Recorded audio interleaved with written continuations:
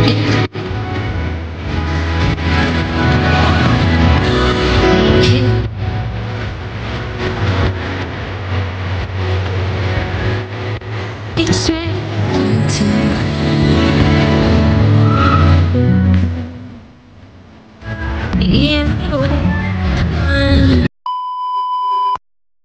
guys! Once again, welcome back muli sa aking channel, Louie TV. Mag-ingat po kayo palagi kung saan man kayo naroroon. And maraming salamat sa inyo walang sawang pagsuporta dito sa ating munting channel. So, sabi nga nila guys, na malayo-layo na, pero malayo pa.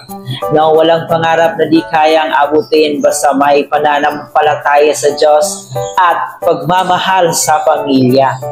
So, masasabi rin natin hindi man nabiyayaan ng magandang buhay nung siya ay pinanganak pa.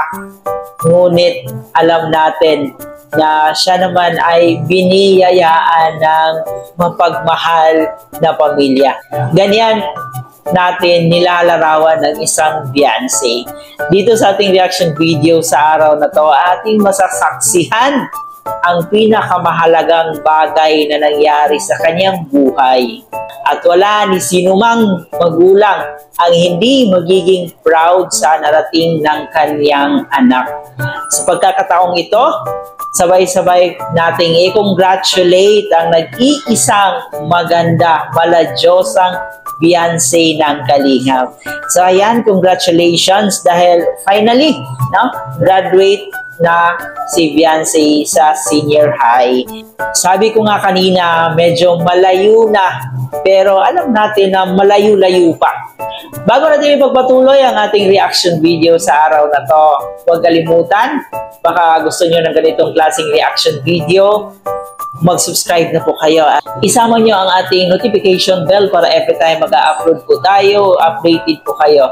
At higit sa lahat, huwag natin kalimutan, palagi natin suportahan ang pinakaama ng Kalingap, si Kuya Bal Santos Matubang, Ate Edna Vlog, Kalingap Rab, at syempre si Jack Matubang. Suportahan po natin ang ating Keyboys, Kalingap partners, mga charity vloggers sa Pilipinas na handang tumulong sa ating mga kababayan. Suportahan natin palagi. So ngayon guys, panoorin muna natin ang isa sa pinaka masayang moment sa buhay ni Beyonce. Talagang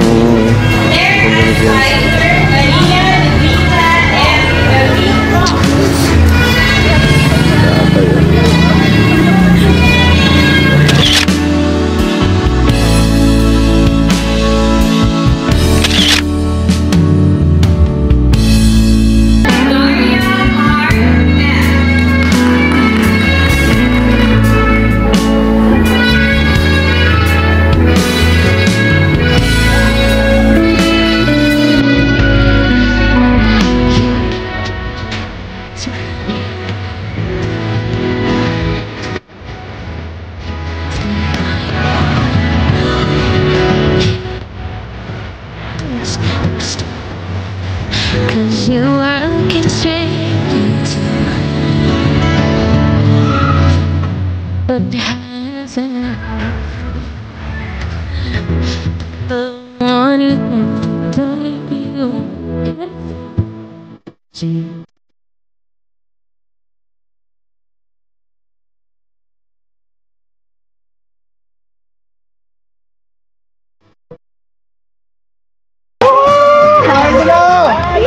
ayun sa wakas. Tapos na din. Kaya nga. Tapos na ang graduation. Ano ka na? Tapos na. Sunod na college ka na.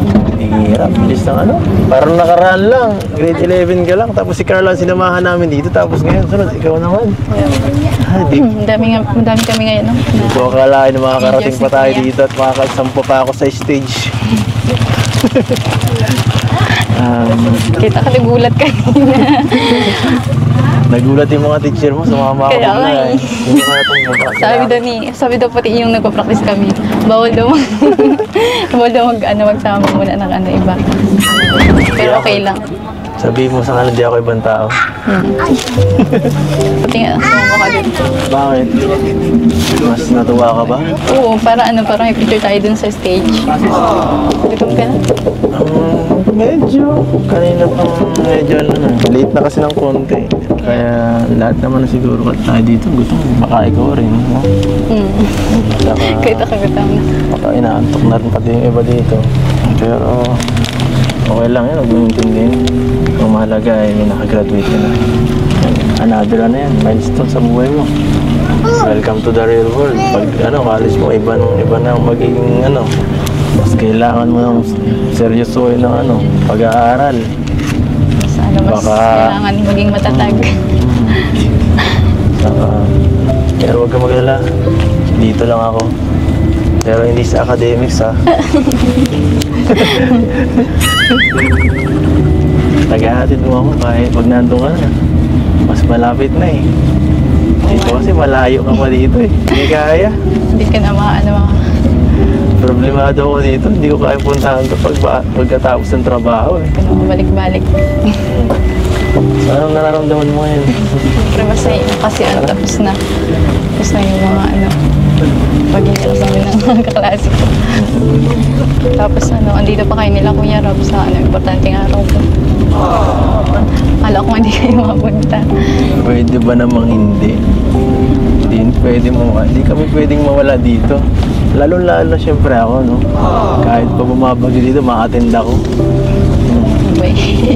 Totoo yun. Kahit pa alas 12 ang simula lang inyong graduation, ma-attend pa rin ako. Kilala mo naman ako eh. Basta ikaw, lagi akong naandyan. Kaalalay. Alam mo, oras na oh. Kaya salamat sa suporta palagi. Yan lang. Alam mo, tapos na ang graduation eh. Gusto ko makita yung buhok mo.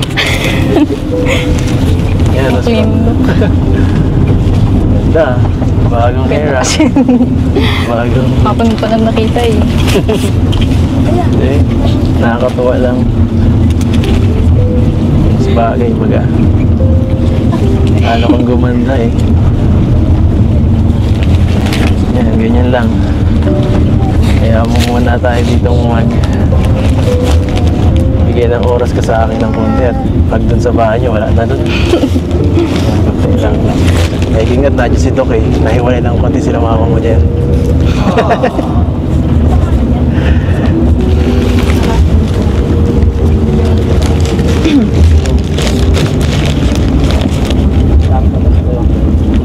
Pagod ka? Medyo. Sige, sandal ka lang.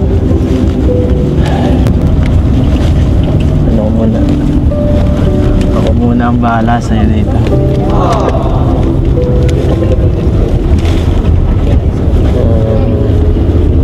Sana mas matagal pa to. Tagal pa talaga tayo. Gaano katagal? Isa na. Ha? Gaano katagal? Ano bang tinutukoy yun ng tagal? Tagal pa talaga yan. Nagsisimula pa lang tayo eh.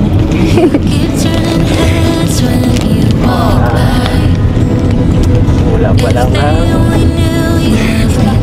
Nabiyahe. So para sa akin guys, ito talaga ang pinaka nakakaiyak na moment sa ating buhay, no? Nung makita natin yung unti-unti na nating kakamit yung gusto natin sa buhay, yung mga pangarap natin sa buhay. And syempre dahil po yan sa ating hard work at dedikasyon. So yan po yung nakikita natin kay Fiance, yung dedikasyon niya na makapagtapos ng pag-aaral at makamit niya yung pangarap niya sa buhay. And alam naman natin guys na hindi talaga ganon kadali na mabuhay dito sa mundong to, lalong-lalo na kung ikaw ay galing sa mahirap, no? Minsan yan talaga ang pinaghihinaan natin dahil sa kinukutsa tayo, dahil sa ginajudge tayo ng maraming tao, dahil tayo ay mahirap lamang. Pero sa nakikita natin dito kay Beyonce, talagang yung fighting spirit niya na makamit niya yung pangarap niya. Kaya isa yan sa pinaka nagugustuhan natin dito kay Beyonce, yung pagiging matapang niya para sa kanyang mga pangarap. At kung meron mang tao na sobrang proud sa moment na to, yun po yung magulang ni Beyonce. Sila po ang pinakamasayang tao sa mga oras na ito. At syempre guys, sa tulong na rin ng ating Team Kalingap. Kasi kung hindi siya natulungan ng ating Kalingap, so hindi rin natin alam kung ma-experience pa niya ito ngayon. Hindi rin natin alam kung makapagpatuloy ba siya sa kanyang pag-aaral.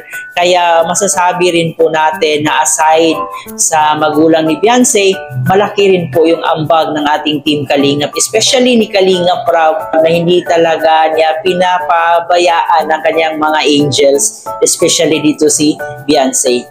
At isa sa pinaka nakakaiyak na party dito guys, yung ang pagyakap ni Beyonce sa kanyang papa at nagpasalamat ito. So para sa akin bilang isang magulang, kahit hindi na nila suklian yung mga ginagawa ko sa kanila, ang importante makita ko lang sila na makakamit nila yung mga pangarap nila.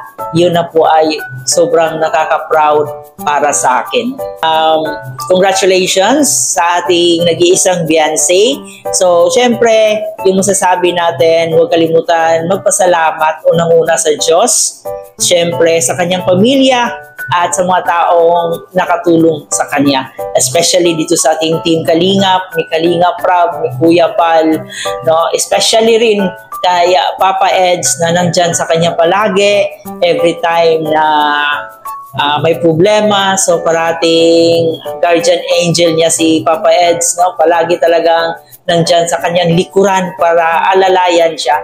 So sobrang nakaka-proud din po itong si Kalingap Edo na from the start sa kanilang pagsasama hanggang ngayon, nandyan pa rin siya na nakasuporta dito kay Beyonce. Siguro masasabi rin natin na malayo na yung narating ni Beyonce, pero alam natin na malayo-layo pa yung lalakbayin niya. And we all know naman na lahat ng mga natanggap niya ngayon, lahat ng blessings, kung ano mang meron siya ngayon, deserve po niya lahat yun. Kasi siya ay nagsusumikap, siya ay isang mabait na anak, at siya ay mapagmahal at maawain. So kaya masasabi natin lahat ng mga blessings niya ngayon, deserve po niya lahat yun.